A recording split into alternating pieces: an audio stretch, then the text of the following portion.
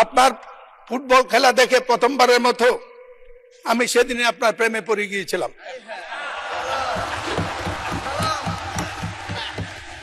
এই দেশটা যদি বাংলাদেশ বা পাকিস্তান না হতো, আপনার জন্ম যদি ইউরোপে হতো, তা আপনার তুলনা হতো আজকে পেলে এবং এই পর্যায়ের খেলোয়াড়ের সাথে।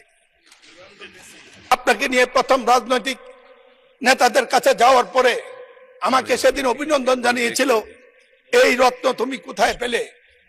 আজ আমি প্রশ্ন করতে চাই জনাব তারেক রহমানকে, এই রত্ন তিনি কোথায় খেতে পেলেন? আপনাকে অভিনন্দন। আপনার নেতৃত্বে এই সংসদ দুর্ভাগায় জাতির সকল সমস্যার সমাধানে বিরাট ভূমিকা রাখবে।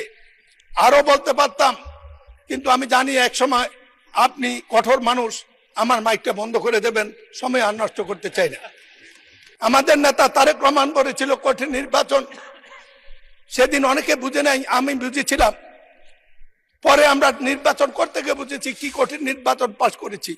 কিন্তু একটি সাহস ছিল মাননীয় স্পিকার, সেটা হলো আওয়ামী লীগের বিরুদ্ধে নির্বাচন তারা কি করবে জানতাম, কিন্তু সৎ লোকের শাসন, জামাত প্রতিপক্ষ হলে কি হয় এবার আমরা মাঠে হারে হারে টের পেয়েছি।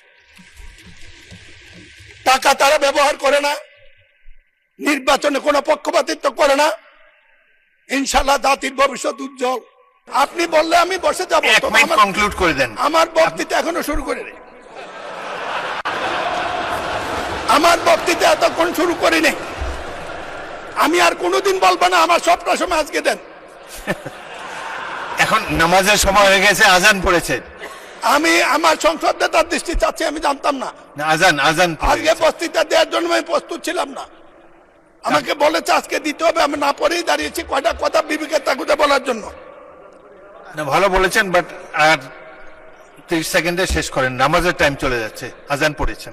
এই কঠিন সময় ওকে দিলেন মাননীয় স্পিকার। আপনি ইতিমধ্যে ভালো বলেছেন, সুতরাং না, আমার কথা শুরুই তো করি না, আপনি বলে ভালো বলছেন।